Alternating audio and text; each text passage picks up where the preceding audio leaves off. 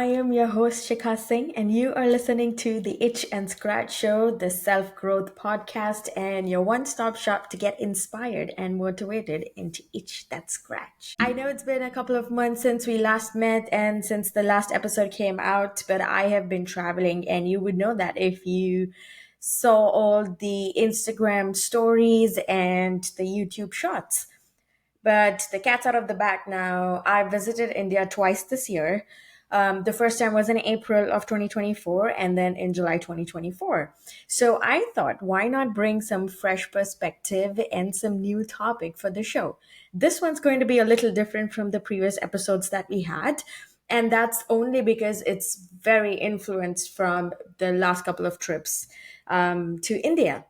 If you haven't been to India yet, to all my friends abroad, this is going to be a big surprise. And for all the NRIs, if you haven't visited India in the last 2 or 3 years, this is going to be an eye opener.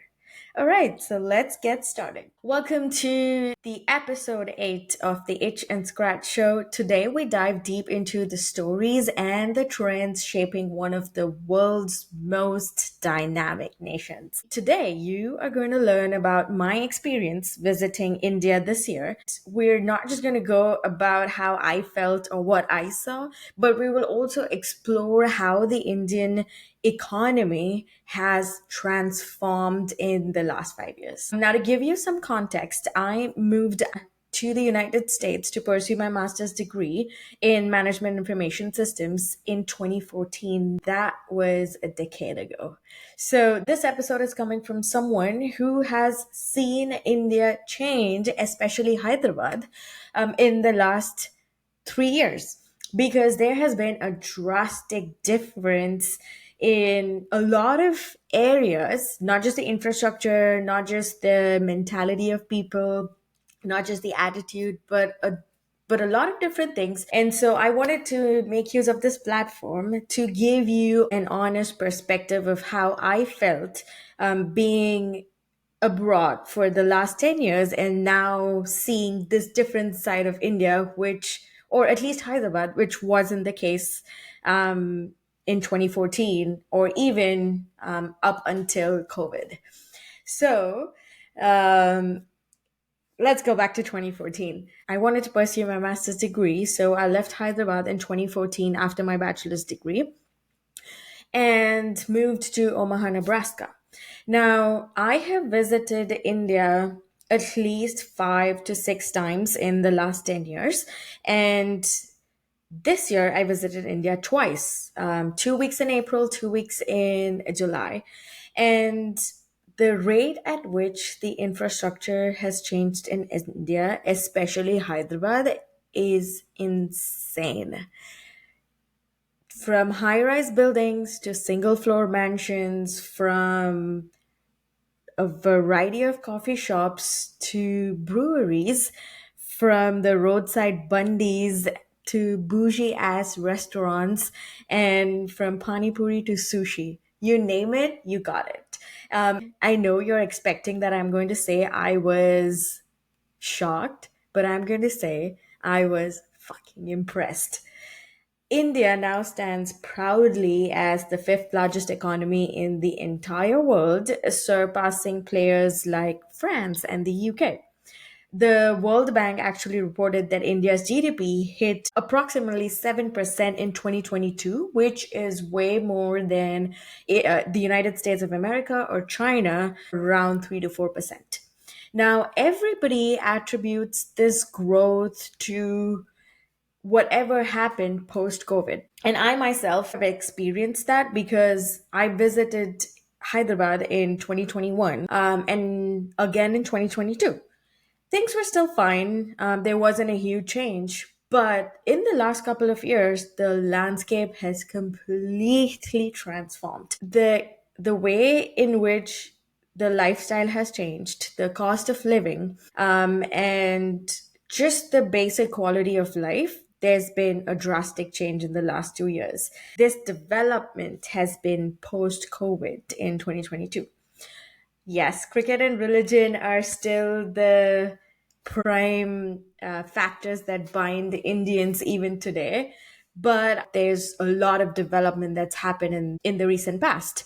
So, to satiate my curious mind, I started to dig deep. And needless to say, I read a lot of articles, watched a lot of documentaries, spoke to a lot of people who've been there and have seen the change themselves. So, as an outsider or as someone who has lived outside of Hyderabad or India for almost 10 years now, it was quite interesting to see this change that happened. I still remember when I was growing up or when I was going to college, the only places to hang out were, and I know most Hyderabadis can relate to this, or at least people who lived in Sikandrabad can relate to this. The only places that you could hang out were Coffee Cup, which was a cute little coffee shop in Sainikpuri. And then you had Extreme Sports Bar, and you had, I think it was Hot Cup Coffee or something like that in Trimugiri area, and then you had the Vax Bakery. I know we used to hang out at a bakery. Now you see the Hyderabad and places at which the young crowd hang out at. I have no words. No matter how much I try to explain, you have to see it yourself and you have to experience that culture shift yourself. I was not just impressed, I was actually happy for everyone who's earning in India and who have, according to the book, settled in India, because it's a ginormous change from wax to all these breweries. And you look at the menu and you have Thai food, Chinese food, Indo-Chinese, Vietnamese, all different types of cuisines. And not just food, though. Noticed a lot of changes in real estate. The prices have gone up. Cost of living, yes, has increased, but the overall mentality of people has also changed a lot. When I started doing my research, it all attributed to India post COVID. So let's set up the scene. It's 2022. India is navigating the aftermath of COVID. It's grappled by inflation and then there's supply chain disruptions.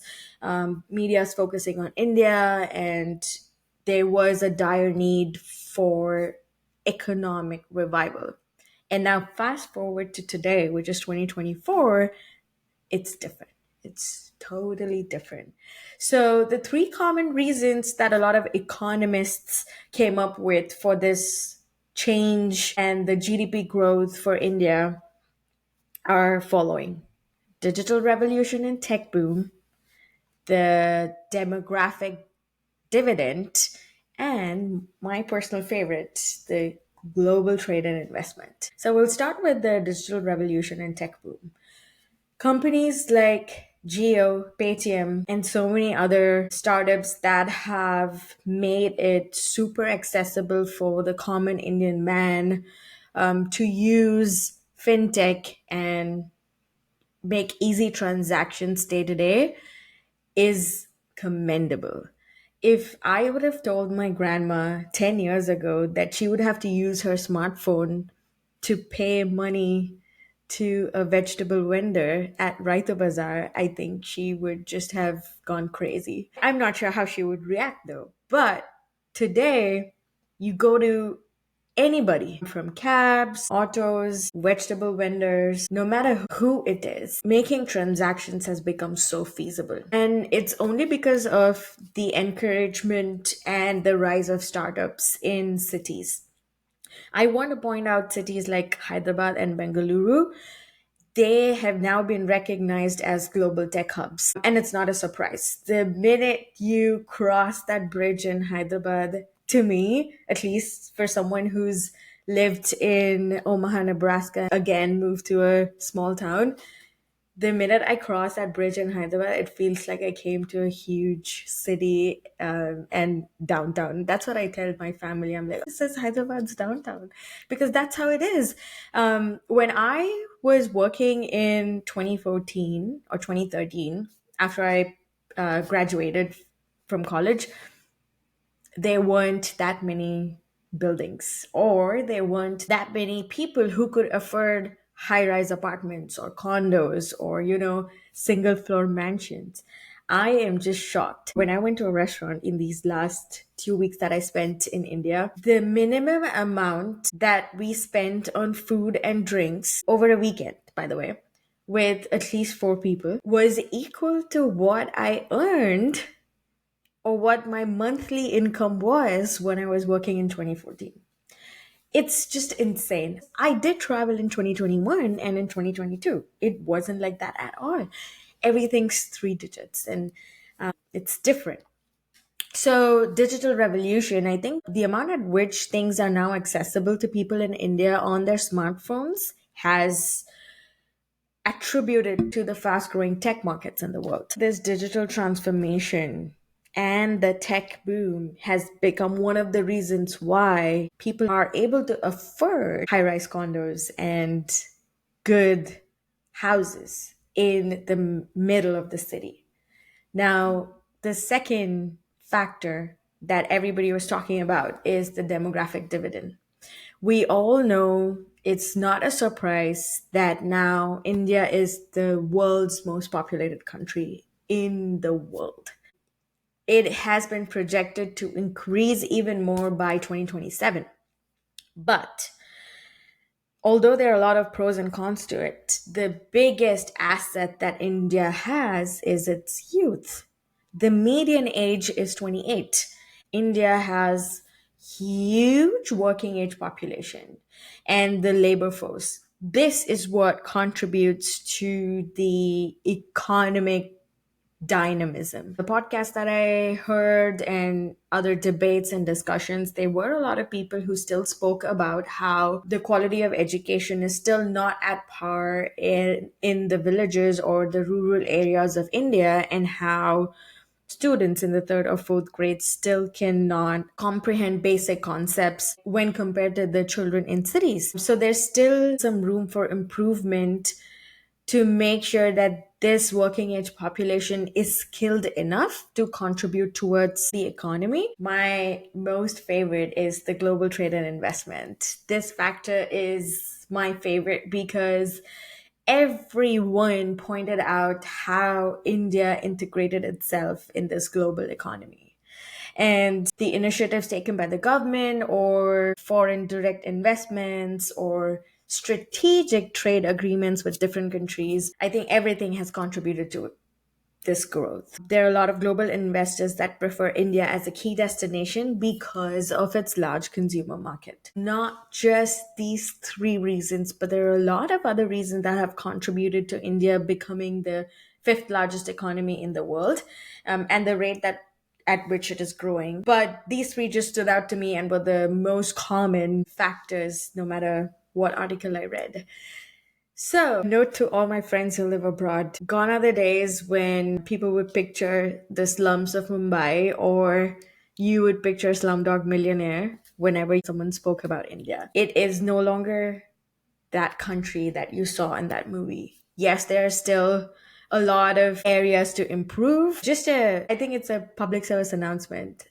Not everything relating to India should start with the scene of malnourished children with loosely clad clothes on the streets of Mumbai. My personal take after my experience visiting Goa and Hyderabad, and after speaking with so many people, and in fact, seeing everything that's changed in the last couple of years, to be honest, is that people who've been living in India are way more rated than the Indians who have been living abroad for quite some time. At least in the last 10 years, I feel that Indians who are living abroad, and please don't get me wrong, some of them are still stuck in the era during which they left India. Maybe brain drain was a good thing for India. Maybe all these reforms were a good thing in India. Now, I'm not saying that India is a developed country. No, there's still a long way to go. But I feel like all NRIs definitely have to visit India and have to see it for themselves, especially cities like Hyderabad. Now, while there's always two sides to the coin, I will say that no country is perfect, just like no person is. There's always going to be reforms, there's always going to be areas that one can improve in, policies, and a lot of debate around how things should be handled, what should be changed. But I feel India's proven a point and it's no longer what it used to be, at least when I was growing up.